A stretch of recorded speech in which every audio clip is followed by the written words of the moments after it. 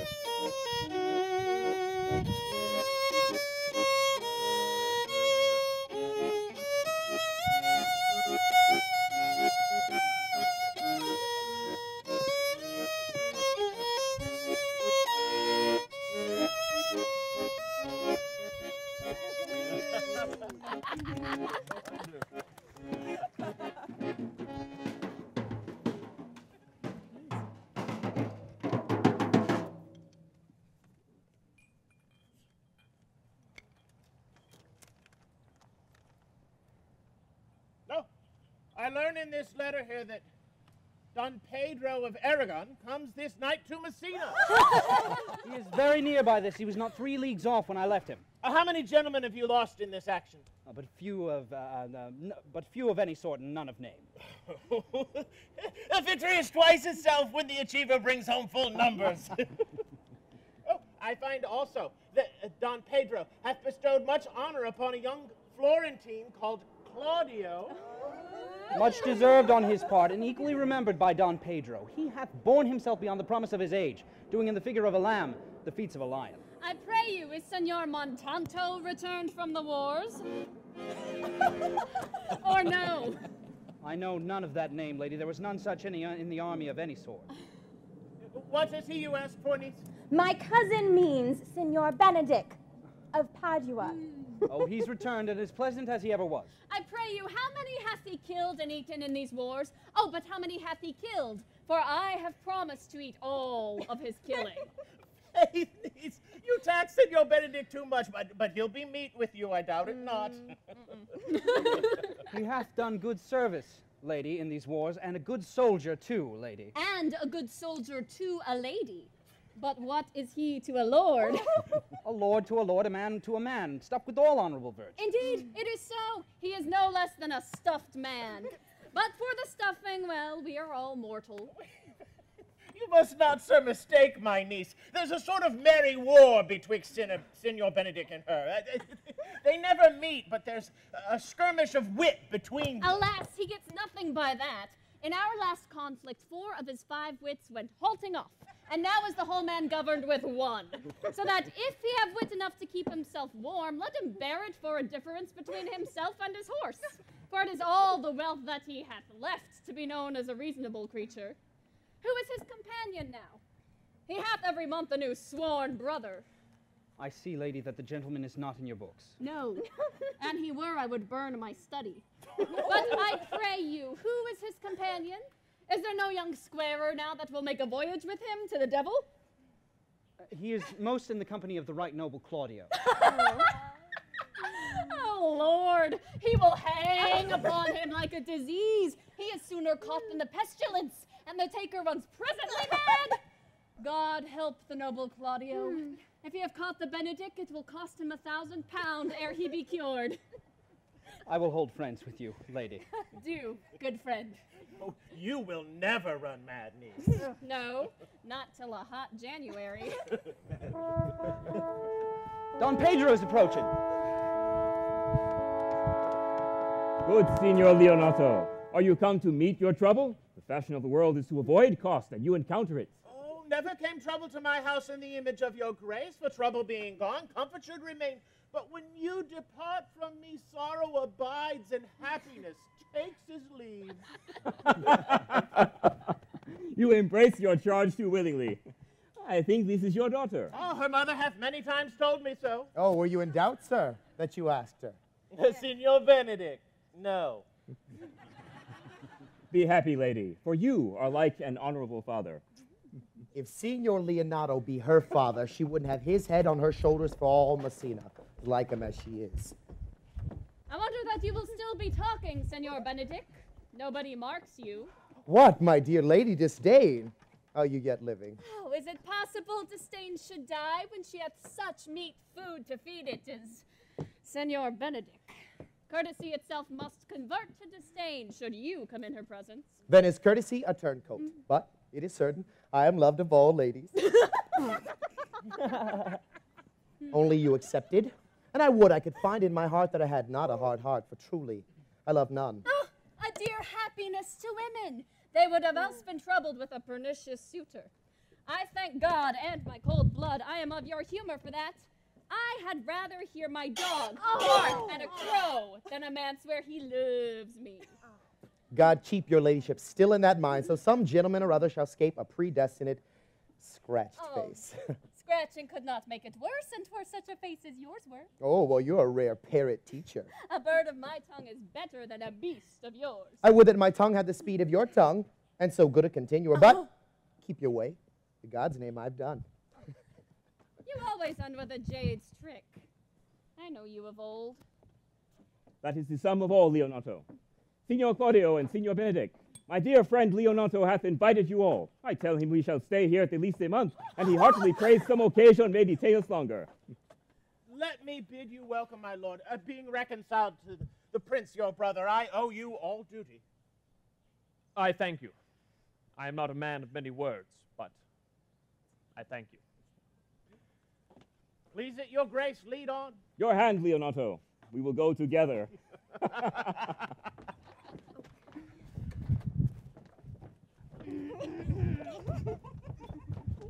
Benedict, didst thou note the daughter of Signor Leonato? I noted her not, but I looked on her. Is she not a modest young lady? Do you question me as an honest man should do for my simple true judgment, or would you have me speak after my custom, you being a professed tyrant to their sex? No, I pray thee, speak in sober judgment. Well, of faith, methinks she's too low for a high praise, too brown for a fair praise, and too little for a great praise. Only this commendation I can afford her, that she other than she was, she were unhandsome, but being no other than she is, I do not like her. Thou thinkest I'm in sport. I pray thee, tell me truly how thou likest her. Would you buy her that you inquire after her? Can the world buy such a jewel? Yea, and a case to put it into. But speak you this with a sad brow, or do you play the flouting jack? In mine eye, she is the sweetest lady that ever I looked on. I can see yet without spectacles, and I see no such matter. Her cousin, were she not possessed with the fury, exceeds her as much in beauty as the 1st of May doth the last of December. But I hope you have no intent to turn husband. Have you? I would scarce trust myself, though I had sworn to the contrary, if Hera would be my wife. Is't come to this? Shall I never see a bachelor of 80 again? Go to a faith. Look, Don Pedro's returned to seek you. What secret hath held you here that you followed not to Leonato's? I would your grace would constrain me to tell. I charge thee on thy allegiance. You see, Count Claudio, I can be secret as a dumb man. I would have you believe that. But on my allegiance, mark you this, on my allegiance, he's in love. With whom? Now that's your grace's part. Mark you how short his answer is. With Hero, Leonato's short daughter. If this were so, so it were uttered. Amen, if you love her, for the lady is very well worthy. You speak this to fetch me in, my lord. Oh, by my troth, I speak my thought. And in faith, my lord, I spoke mine. And by my 2 fays and troths, my lord, I spoke mine. That I love her, I feel. That she is worthy, I know. That I neither see how she should be loved nor how she is worthy is the opinion that fire cannot melt out of me. I will die in it at the stake. Thou wast ever an obstinate heretic in the despite of beauty. And never could maintain his part but in the force of his will. That a woman conceived me, I thank her. That she brought me up, I likewise give most humble thanks. But that I should hang my bugle in an invisible baldric, all women shall pardon me. Since I won't do them the wrong to mistrust any, I will do myself the right to trust none. And the fine is, for which I go the finer, I will live a bachelor. I shall see thee ere I die look pale with love. With hunger, with sickness, or with anger, my lord, not with love. Well, if ever thou dost fall from this faith, thou wilt prove a notable argument. If I do, hang me. Well, as time shall try. In time the savage bull doth bear the yoke. The savage bull may, my lord, but if ever the sensible Benedict bear it, let me be vilely painted. And in such great letters as they write, here is good horse to hire. Let them signify under my sign, here you may see Benedict, the married man. In the meantime, good Signor Benedict, repair to Leonato. Commend me to him, and tell him I will not fail him at supper, for indeed he hath made great preparation. I have almost matter enough in me for such an imposition, so I leave you. My liege, your highness now may do me good. Hath Leonato any son, my lord? No child but Hero, she's his only heir. Dost thou affect her, Claudio? Oh, my lord. When you went onward on this ended action, I looked upon her with a soldier's eye that liked, but had a rougher task at hand than to drive liking to the name of love. But now I am returned, in that war thoughts have left their places vacant. In their rooms come thronging soft and delicate desires, all prompting me how fair young Hero is, saying I liked her ere I went to wars. Oh, if thou dost love fair Hero, cherish it, and I will break with her and with her father, and thou shalt have her. Must not to this end that thou beganst to twist so fine a story? How sweetly you do minister to love, that knows love's grief by his complexion. I know we shall have reveling tonight. I will assume thy part in some disguise, and tell fair Hero that I am Claudio, and in her bosom I'll unclasp my heart, and take her hearing prisoner with the force and strong encounter of my amorous tale. Then, after to her father will I break, and the conclusion is she shall be thine. Yes. In practice, let us put it presently.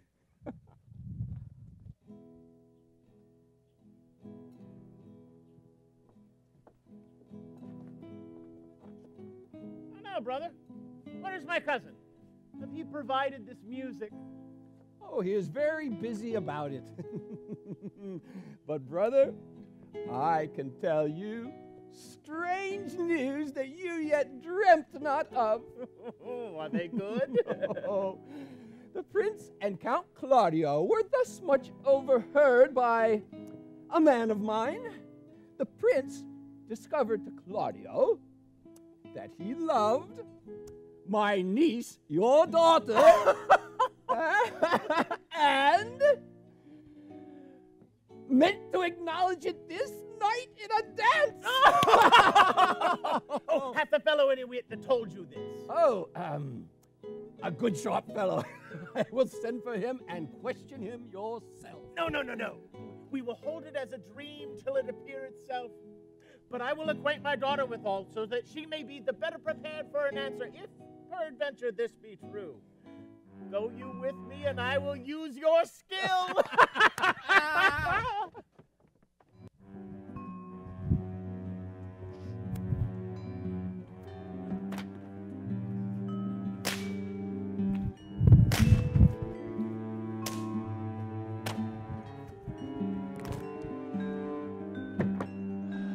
What the good year, my lord? Why are you thus, out of measure, sad? There is no measure in the occasion that breeds, therefore the sadness is without limit. You should hear reason. One I have heard it, what blessing brings it? If not a present remedy, at least a patient sufferance. I wonder that thou, being, as thou sayest thou art, born under Saturn, goest about to apply a moral medicine to a mortifying mischief. I cannot hide what I am. I must be sad if I have cause, and smile at no man's jests, eat when I have stomach, and wait for no man's leisure, sleep when I am drowsy, and tend on no man's business, laugh, when I am merry, and claw no man in his humor. Yea, but you must not make the full show of this till you may do so without controlment. You have of late stood out against your brother, and he hath taken you newly into his grace, where it is impossible you should take true root, but by the fair weather you make yourself. I had rather be a canker in a hedge than a rose in his grace. And it better fits my blood to be disdained of all than to fashion a carriage to rob love from any. In this, though I cannot be said to be a flattering, honest man, it must not be denied I am a plain-dealing villain. I am trusted with a muzzle and enfranchised with a clog. Therefore, I have decreed not to sing in my cage. If I had my mouth, I would bite. If I had my liberty, I would do my liking. Till then, let me be that I am, and seek not to alter me.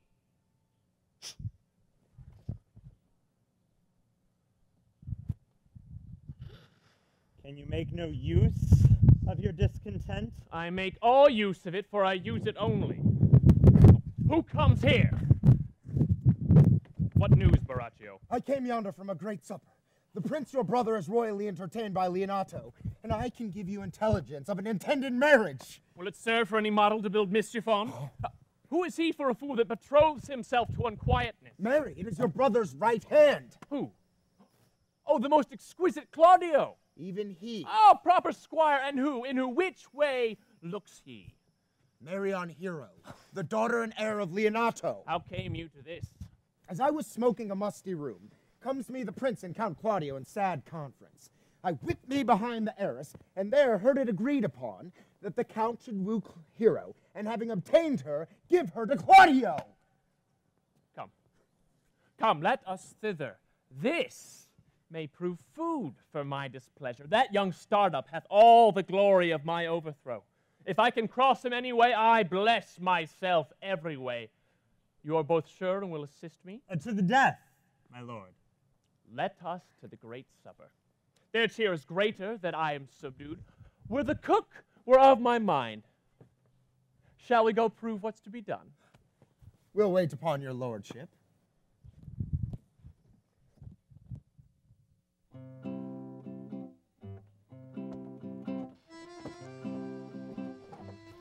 Count John here at supper. I saw him not. How tartly that gentleman looks. I can never see him, but I am heartburned an hour after. He is a very melancholy disposition. He were an excellent man that were made just in the midway between him and Benedict. The one is too like an image and says nothing. The other too like my lady's eldest son, evermore tattling. Then have Signor Benedict's tongue in Count John's mouth, and have Count John's melancholy in Signor Benedict's face. With a good leg and a good foot, uncle, and money enough in his purse, such a man would win any woman in the world, if he could get her goodwill. By my troth, niece, thou wilt never get thee a husband. Ah, for the which blessing I am upon my knees every morning and evening. Lord, I could not endure a husband with a beard on his face. I had rather lie in the woolage.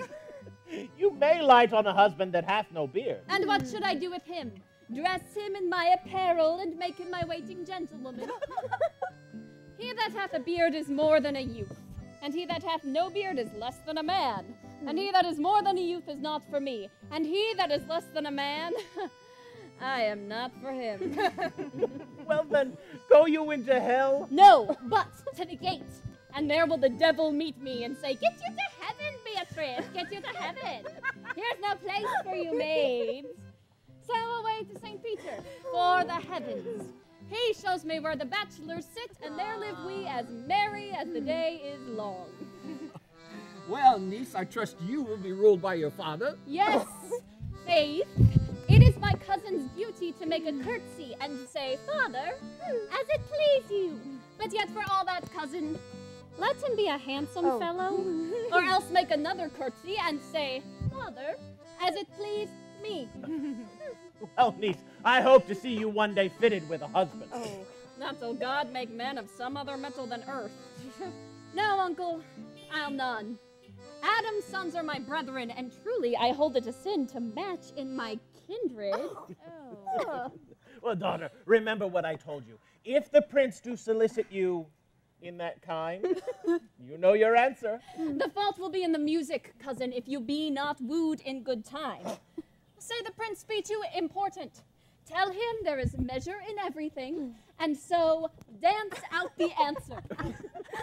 Cousin, you apprehend passing shrewdly. I have a good eye, uncle. I can see a church by daylight. The revelers are entering, brother. Make good room. Lady, will you walk about with your friend? Will you walk softly and look stiffly and say nothing? I am yours for the walk, and especially when I walk away. With me in your company? I may say so when I please. And when please you to say so? When I like your favor. Speak low, if you speak low. I would you would like me. Oh, so would not one. I say my prayers aloud. I love you the better. The heroes may cry, amen. God, match me with a good dancer. Amen. And God keep him from my sight when the dance is done. No more words. I know you well enough. You are Signor Antonio. At a word, I am not. I know you by the waggling of your head. To tell you true, I counterfeit him. You could never do him so ill well unless you were the very man. Here's his dry hand up and down. You are he. You are he. At a word, I am not. Oh, come. Do you think I do not know you by your excellent wit? Can virtue hide itself? Go to, Mum. You are he. Graces will appear, and there's an end. Will you not tell me who told you so? No, you shall pardon me. Nor will you tell me who you are? Not now. That I was disdainful and had my good wit from the 100 merry tales. Well, this was Senor Benedict that said so. Oh, what's he? I am sure you know him well enough. I pray you, what is he? Did he never make you laugh? No, I pray you, what is he? Why, he is the prince's jester. A very dull fool. Only his gift is in devising impossible slanders. None but libertines delight in him, and the commendation is not in his wit, but in his villainy. For he both pleases men and angers them, and then they laugh at him and beat him. I am sure he is in the fleet. I would he had boarded me. Well, when I know the gentleman, I'll tell him what you say. Do. We must follow the leaders. In every good team. Sure, my brother is amorous on Hera and has withdrawn her father to break with him about it. The ladies follow her, and but one visor remains. That is Claudio. I know him by his bearing. Signor, are you not Signor Benedict? You know me well. I am he. Signor, you are very near my brother in his love. He is enamored on Hero. I pray you, dissuade him from her. She is no equal for his birth. You may do the part of an honest man in it. How know you he loves her? I heard him swear his affection. So I did too. And he swore he would marry her tonight. Come, let us to the banquet.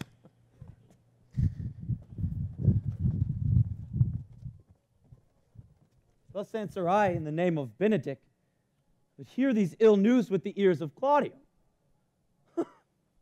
'Tis certain so the prince woos for himself. Friendship is constant in all other things, save in the office and affairs of love. Therefore, all hearts in love use their own tongues. Let every eye negotiate for itself and trust no agent, for beauty is a witch, against whose charms faith melteth into blood. This is an accident of hourly proof which I mistrusted not. Farewell, therefore, hero. Count Claudio. Yea, the same. Come, will you go with me? Whither? About your own business, County, for the prince hath got your hero. I wish him joy of her. Did you think the prince would have served you thus? I pray you leave me. Oh, now you strike like the blind man. 'Twas the boy that stole your meat, and you'll beat the post. If you will not be, I'll leave you. Alas, port foul!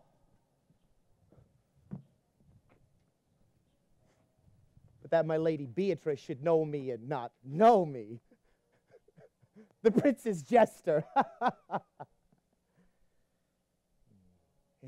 And maybe I go under that title because I am merry. Yea, but so I'm apt to do myself wrong. It is the base though bitter disposition of Beatrice that puts the world into her person, and so gives me out. Well, I'll be revenged as I may. Now, Signor, where's the Count? Did you see him? Troth, my lord, I found him here, as melancholy as a lodge in a warren. I told him, and I think I told him truly, that you had got the grace of this young lady. The Lady Beatrice hath a quarrel to you. The gentleman that danced with her told her she is much wronged by you. Oh, she misused me. An oak but with one green leaf on it would have answered her. My very visor began to assume life and scold with her. She told me, not thinking I had been myself, that I was a prince's jester. That I was duller than a great thaw, huddling jest upon jest with such impossible conveyance at me that I stood like a man at a mark, with a whole army shooting at me. She speaks poniards, and every word stabs. I would not Marry her, though she were endowed with all that Adam had left her before he transgressed, for certainly, while she is here, a man may live as quietly in hell as in a sanctuary. And people sit upon purpose, for they would go thither. So indeed, all disquiet, horror, and perturbation follows her. Look, here she comes. Will your grace command me any service to the world's end? I will go on the slightest errand now to the antipodes you can devise to send me on. I'll fetch you a toothpick from the furthest inch of Asia. I'll fetch you a hair off the great champ's beard. I'll do you any embassy to the pygmies rather than hold 3 words conference with this harpy. You have no employment for me? None but to desire your good company. Oh God, sir, here's a dish I love not. I cannot endure my lady tongue. Come, lady, come. You have lost the heart of Signor Benedict. Indeed, my lord. He lent it me a while, and I gave him use for it. A double heart for his single one. Marry, once before, he won it of me with false dice. Therefore, your grace may well say I have lost it. You have put him down, lady. You have put him down. So I would not he should do me, my lord, lest I should prove the mother of fools. I have brought to you Count Claudio, whom you sent me to seek. Why, how now, Count? Wherefore are you sad? Not sad, my lord. How then, sick? Neither, my lord. The Count is neither sad, nor sick, nor merry, nor well, but civil. Count. Civil as an orange? And something of that jealous complexion. Faith, lady, I think your blazon to be true. Though I'll be sworn, if he be so, his conceit is false. Here, Claudio, I have wooed in thy name, and fair hero is won. I have broke with her father, and his goodwill obtained. Name the day of marriage, and God give thee joy. Count, take of me my daughter, and with her my fortunes. His grace has made the match, and all grace say amen to it. Speak, Count, 'tis your cue. Silence is the perfectest herald of joy. I were but little happy if I could say how much. Lady, as you are mine, I am yours. I give away myself for you and dote upon the exchange.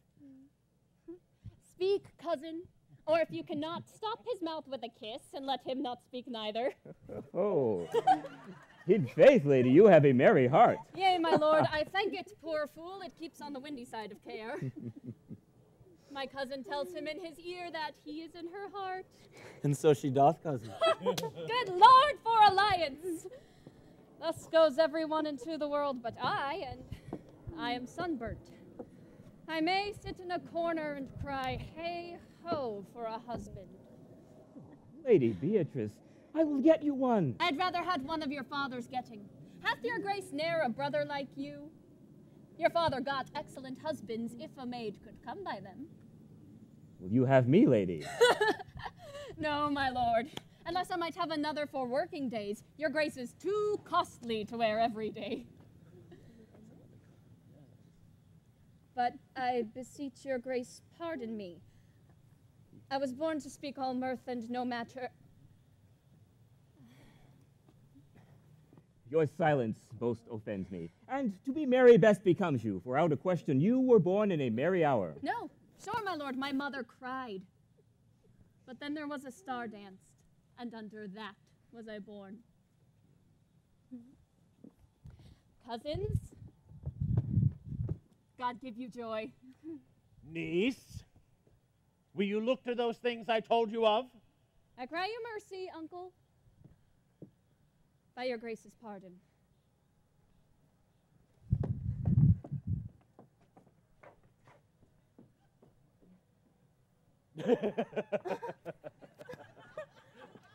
By my troth, a pleasant-spirited lady. Oh, there's little of the melancholy element in her, my lord. She's never sad but when she sleeps, and not of her sad then. For I have heard my daughter say that she hath dreamt of unhappiness and waked herself with laughing. She cannot endure hear tell of a husband. Oh, not at all. She mocks all of her wooers out of suit. She were an excellent wife for Benedict. Oh, Lord! My lord, were they but a week married, they would laugh each other silly. County Claudio, when mean you to go to church? Tomorrow, my lord. Time goes on crutches till love have all his rights. Not until Monday, my dear son, which is hence but a just 7 night, and a time too brief, too, to have all things answer my mind. I warrant thee, Claudio, the time shall not go dully by us. I will in the interim undertake one of Hercules' labors, which is to bring Signor Benedict and the Lady Beatrice into a mountain of affection, the one with the other. I would fain have it a match, and I doubt not but to fashion it, if you three will but minister such assistance as I shall give you direction. My lord, I am for you, though it cost me 10 nights' watchings. And I, my lord. And you, gentle hero? I will do any modest office, my lord, to help my cousin to a good husband. I will teach you how to humor your cousin that she shall fall in love with Benedict. And I, with your two helps, will so practice on Benedict that, in despite of his quick wit and his queasy stomach, he shall fall in love with Beatrice. Oh, if we can do this, Cupid is no longer an archer. His glory shall be ours, for we are the only love gods. Go in with me, and I will tell you my drift.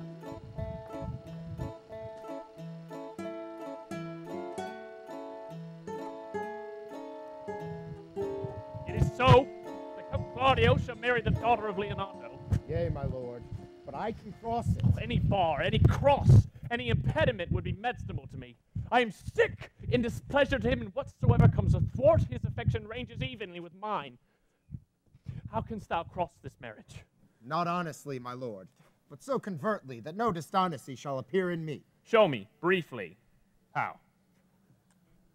I think I told your lordship a year since how much I am in the favor of Margaret, the waiting gentlewoman to Hero. Yeah, I remember. I can, at any unseasonable instant of the night, appoint her lookout her lady's chamber window. Huh? What life is in that to be the death of this marriage? The poison of that lies in you to temper, my lord. Go you to the prince your brother. Tell him how much he hath wronged his honor in marrying the renowned Claudio, whose estimation you do mightily hold up to a contaminated stale, such a one as Hero. What proof shall I make of that? Proof enough to misuse the prince, to vex Claudio, to undo Hero and kill Leonato. Look you for any other issue? Only to despite them I will endeavor anything. Go then. Find me a meet hour to draw Don Pedro and Count Claudio alone. Tell them you know Hero loves me. Give them instances which shall bear no less likelihood than to see me outside her chamber window. Hear me term Margaret Hero. Hear Margaret term me Claudio. And bring them this night before the intended wedding. For in the meantime, I shall so fashion the matter that Hero shall be absent. And there shall appear such seeming truth in Hero's disloyalty that jealousy shall be called assurance. Grow this to what adverse issue it can, I shall put it to practice. Be cunning in the working this, and thy fee is 1,000 ducats. Be you constant in the accusation, and my cunning shall not shame me. I will presently go learn the day of their marriage.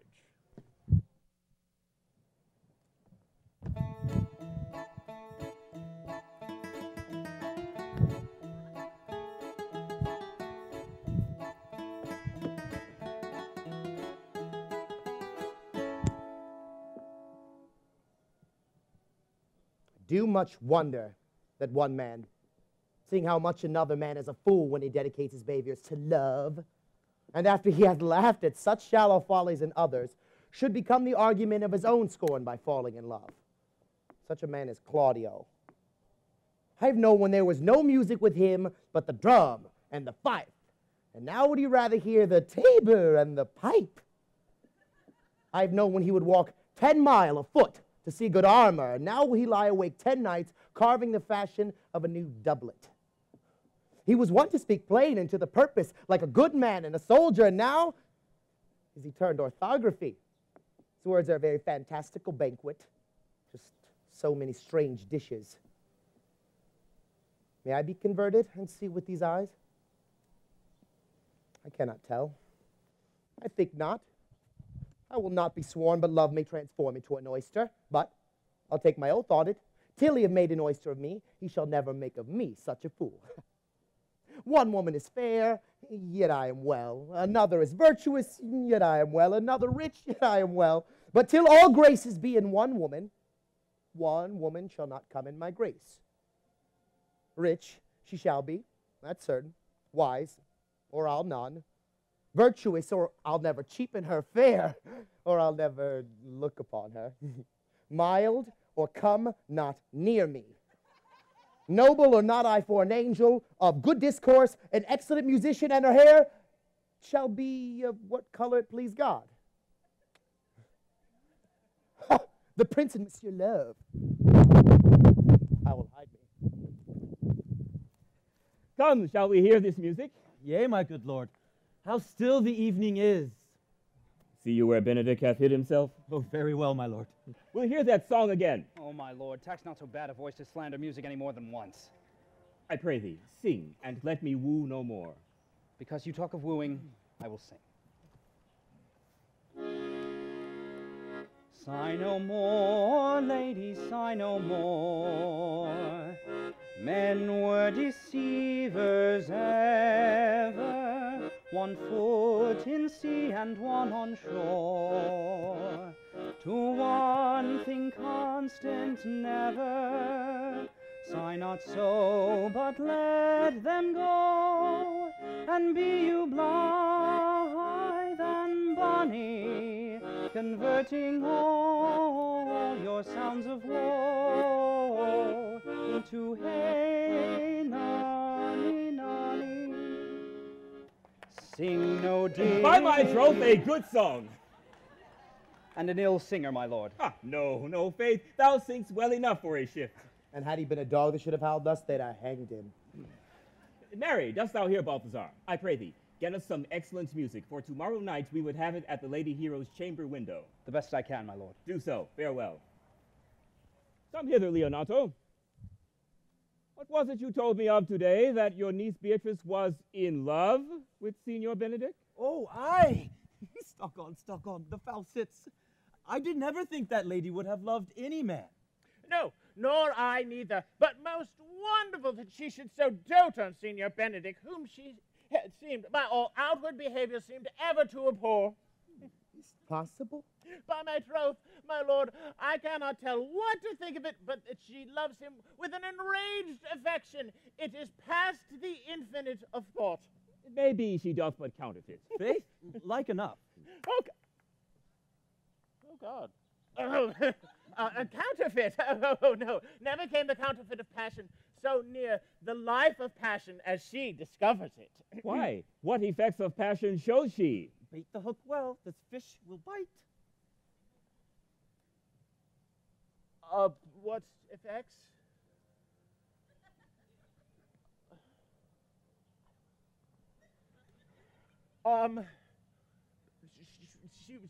She will sit.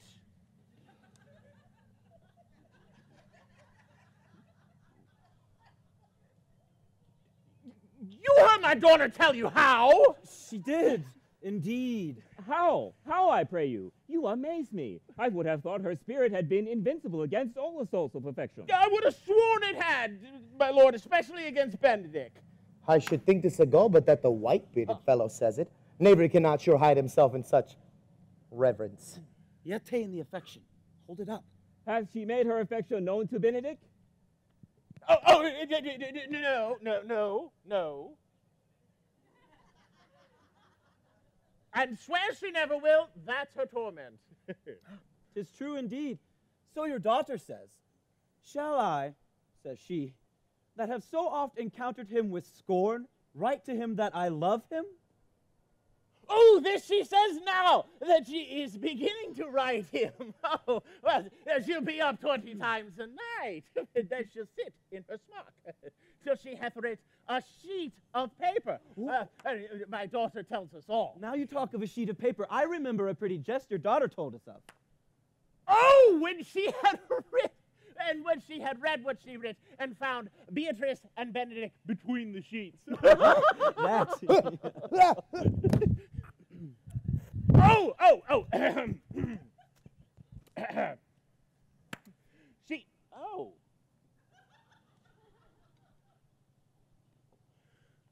She tore the letter into 1,000 halfpence and railed at herself that she should be so immodest to write to one that she knew would flout her I'll measure him, she says, by my own spirit, for I should flout him if he writ to me. Yea, if he loved me, I should.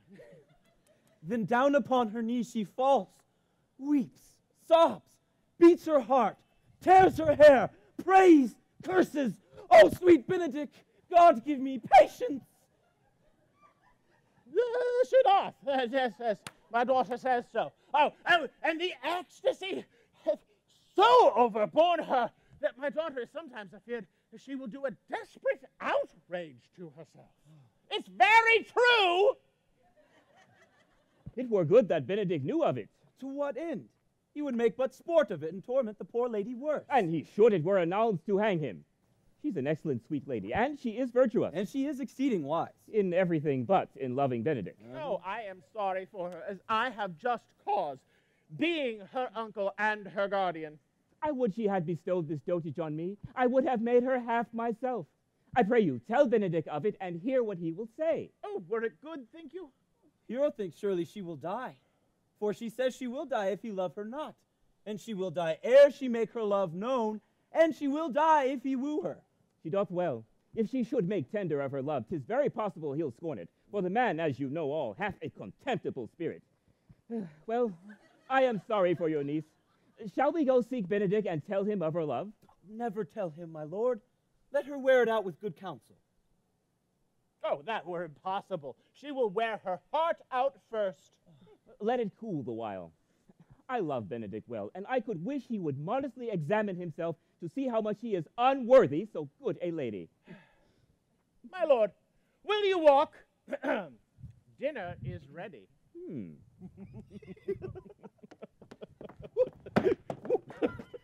If he love her not, if you do not dote on her upon this, I will never trust my expectation. Let there be the same net spread for her, and that must your daughter and her gentlewomen carry. The sport will be when they hold one in opinion of another's dotage, and no such matter.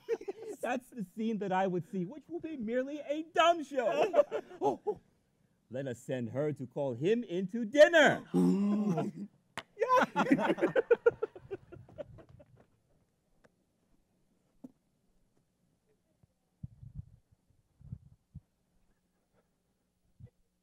This can be no trick. The conference was sadly born. They have the truth of this from Hero. They seem to pity the lady. Seems her affections have their full bent. Love me? Why, it must be requited. I hear how I am censored. They say I will bear myself proudly if I perceive the love come from her. They say, too, she will rather die than give any sign of affection. I did never think to marry. I must not seem proud. Happy are those that can hear their detractions and put them to mending. They say the lady is fair. 'Tis a truth I can bear them witness. And virtuous, 'tis so. I cannot reprove them, and wise. But for loving me, by my troth, 'tis no addition to her wit, nor no great argument of her folly, for I will be horribly in love with her. I may chance have some odd quirks and remnants of wit broken on me, because I've railed so long against marriage. But doth not the appetite alter? A man loves the meat in his youth that he cannot endure in his age. Shall quips and sentences and these paper bullets of the brain awe a man from the career of his humor? No! The world must be peopled.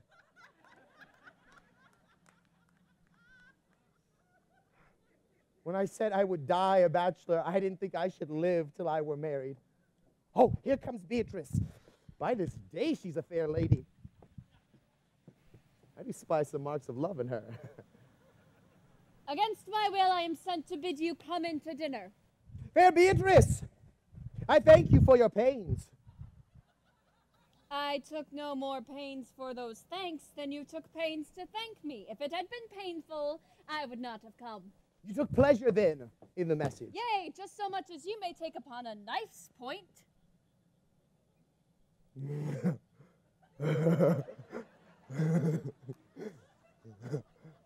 You have no stomach, senor. Fare you well.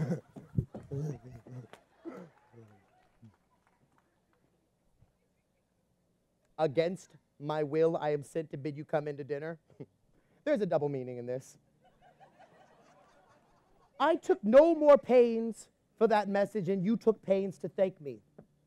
That's as simple to say, any pains you took is as easy as thanks. If I do not take pity of her, I am a villain. I will go get her picture.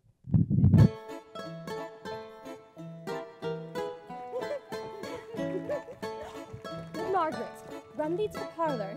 There shalt thou find my cousin Beatrice. Whisper her ear and tell her I and Ursula do walk in the orchard, and our whole discourse is all of her. Say thou overheardst us, fare thee well in it, and leave us alone. I'll make her come, I warrant you. Presently. Oh, now, Ursula, when Beatrice doth come, our talk must only be of Benedick.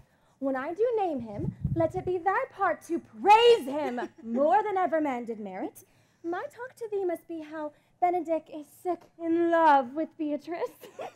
Oh, now begin. Oh, fear you not my part of the dialogue. Then go we near her, that her ear lose nothing of the false sweet bait that we lay for it.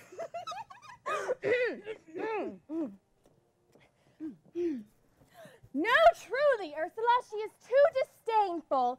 I know her spirits are as wild and coy as haggers of the rock. But are you sure that Benedick loves Beatrice so entirely? So says the prince and my new betrothed lord. And did they bid you tell her of it, madam? They did entreat me to acquaint her of it, but I persuaded them, if they loved Benedick, to wish him wrestle with affection and never to let Beatrice know of it. Why did you so? Doth not the gentleman deserve as fair and fortunate a bed as ever Beatrice shall couch upon? Oh, God of love! I know he doth deserve as much as may be yielded to a man, but nature never framed a woman's heart of prouder stuff than that of Beatrice. Disdain and scorn ride sparkling in her eyes, misprizing all they look upon. Oh, and her wit values itself so highly that to her all matter else seems weak. She cannot love, she is so self-endeared. Sure, I think so. And therefore, certainly it were not good she knew his love, lest she make sport at it. You speak truth. Why, I never yet saw man. How wise, how noble, young, how rarely featured. But she would spell him backward. If I should speak, why, oh, she would mock me out of myself, laugh me into air, press me to death with wit. Therefore, let Benedick, like covered fire, consume away in sighs, waste inwardly. It were a better death than die with mocks, which is as bad as die with tickling. Yet tell her of it, hear what she will say. No, rather I will go to Benedick and wish him wrestle with affection.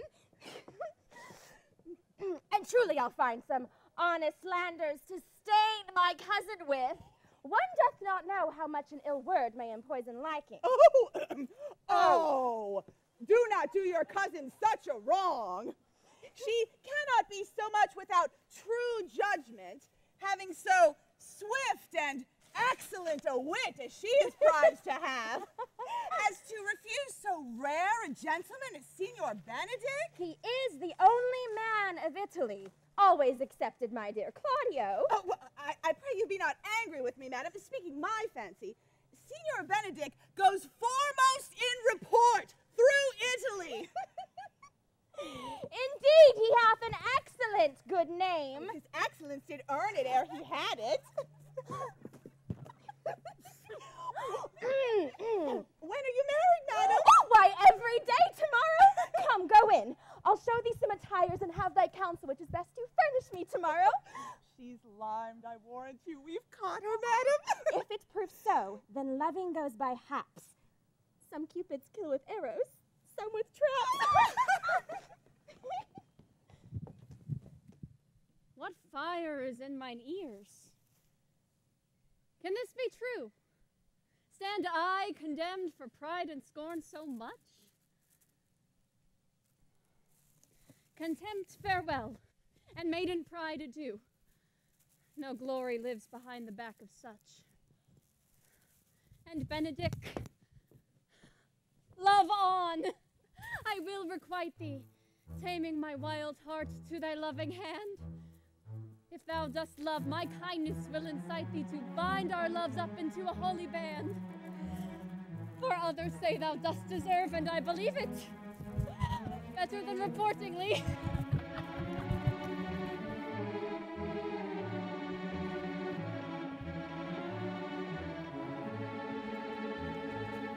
Gallants, I am not as I have been. So say I. Methinks you are sadder. I hope he be in love. I have a toothache. Yet say I he is in love. Well, the greatest note of it is his melancholy. And when was he wont to wash his face? Indeed, that tells a heavy tale for him. Conclude, he is in love. Nay, but I know who loves him. That would I know too. I warrant one that knows him not. Yes, and his ill conditions, and in despite of all, dies for him. She shall be buried with her face upwards. Yet, this is no charm for a toothache. Old Signor, walk aside with me. I've studied 8 or 9 wise words which these hobby horses must not hear. For my life to break with him about Beatrice. Oh, 'tis even so.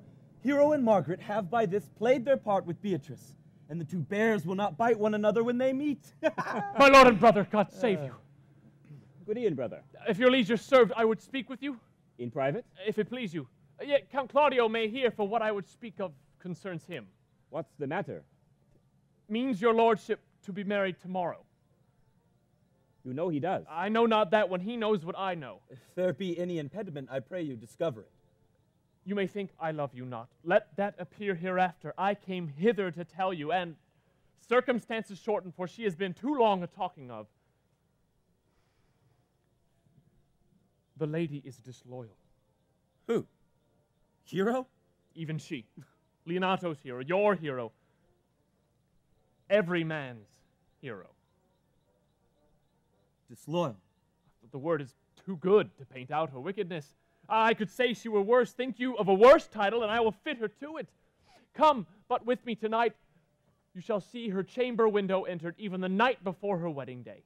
If you love her then, tomorrow wed her, but it would better fit your honor to change your mind. May this be so. I will not think it. Come with me tonight, and you will see enough, and when you have heard enough and seen enough, proceed accordingly. If I should see anything tonight why I should not marry her, tomorrow in the congregation where I should wed, there will I shame her. And as I wooed for thee to obtain her, I will join with thee to disgrace her. I will disparage her no farther till you are my witnesses. Bear it coldly, but till midnight, and let the issue show itself. Oh, day untowardly turned. Oh, mischief strangely thwarted. Oh, plague, right well prevented. So you will say when you have seen the sequel.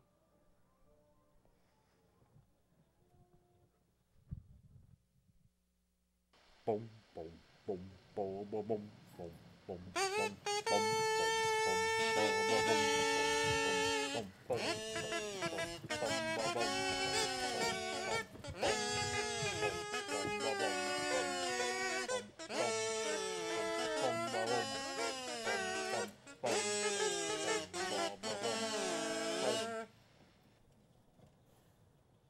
Are you good men and true? Yea, or else it were pity that they should suffer salvation, body and soul. Nay, that were a punishment too good for them if they have any allegiance in them, being chosen for the prince's watch. Well, give them their charge, neighbor Dogberry. First, who think you the most desertless man to be constable? Oh, Hugh Oatcake, sir, or George Seacle, for they can write and read. Come you hither, neighbor Seacle. God has blessed you with a good name. To be a well-favored man is a gift of fortune, but to write and read comes by nature. Both which, Master You have. Constable? I knew it would be your answer. You are thought here to be the most senseless and fit man for the constable of the watch. Therefore, bear you the lantern.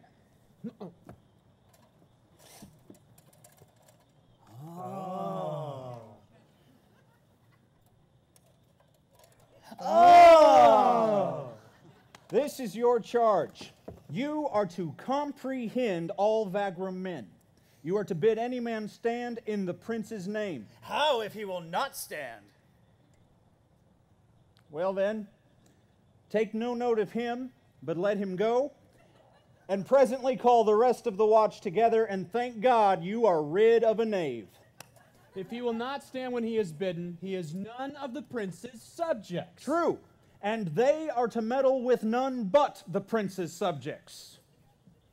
You are also to make no noise in the streets, for the watch to babble and to talk is most tolerable, and not to be endured. We would rather sleep than talk. We know well what becomes a watch. Why, you talk like an ancient and most quiet watchman, for I cannot see how sleeping should offend. Well, you are to call at all the alehouses and bid those that are drunk get them to bed. How if they will not? Well then, let them alone till they are sober. Well, sir. If you meet a thief, you may suspect him, by virtue of your office, to be no true man.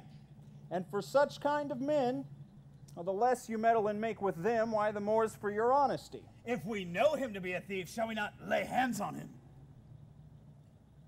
Truly, by your office you may, but I think they that touch pitch shall be defiled.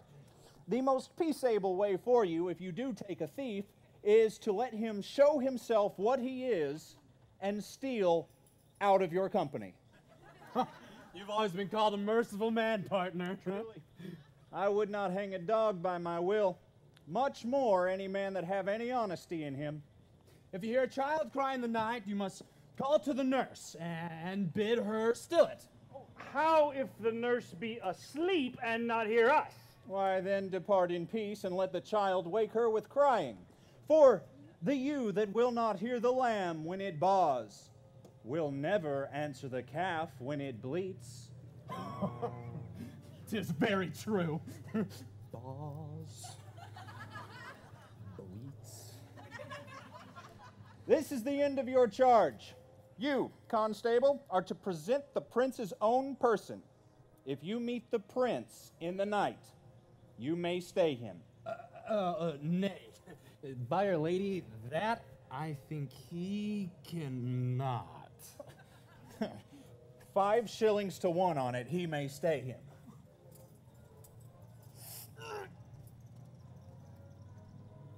Mary, not without the prince be willing, for indeed the watch ought to offend no man, and it is an offense to stay a man against his will.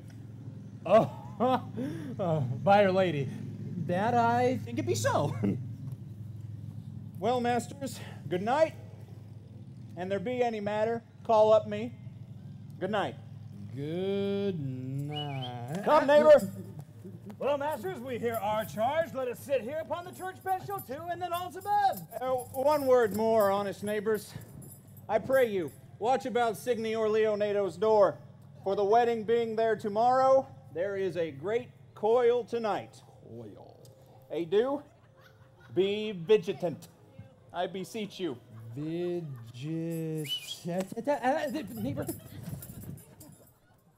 Conrad! Conrad! What, Conrad?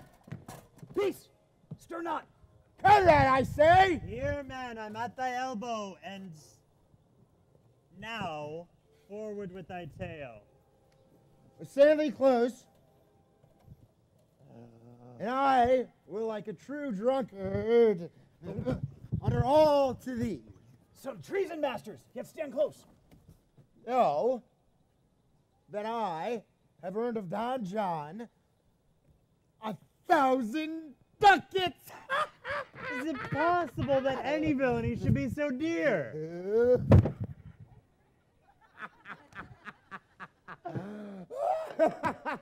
Well, thou should ask if it were possible any villainy should be so rich.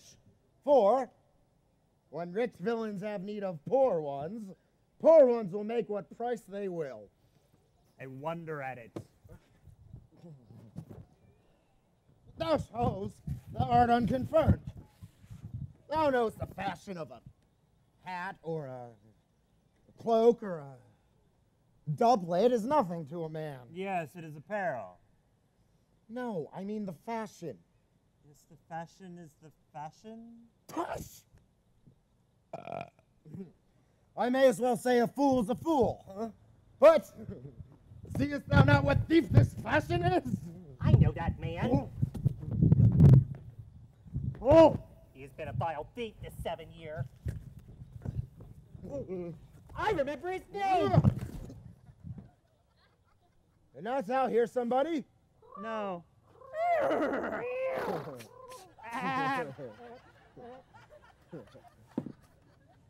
'Twas the vein on the house. No. That I have wooed Margaret under the name of Hero. She leans me out her mistress' chamber window, bids me 1,000 times good night. I tell this tale vilely. Hey, I should first tell thee how the prince, Count Claudio, and my master, both planted and placed by my master Don John, so often far off in the orchard this amiable encounter. And thought they Margaret was Hero. Oh, two of them did, the prince and Claudio. But the devil, my master, knew she was Margaret. And partly by his oath, which first deceived them, partly by the night, which did possess them, but chiefly by my villainy, which did confirm any slander that Don John had made. Away went Claudio enraged, and swore up and down he'd shame her and leave her without a husband.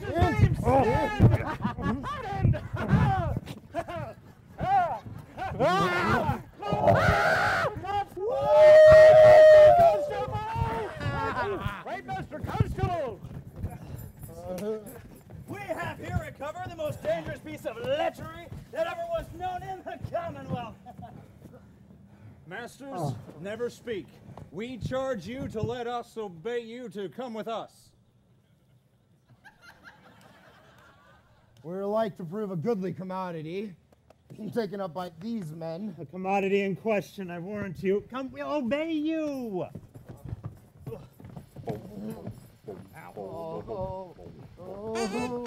Oh.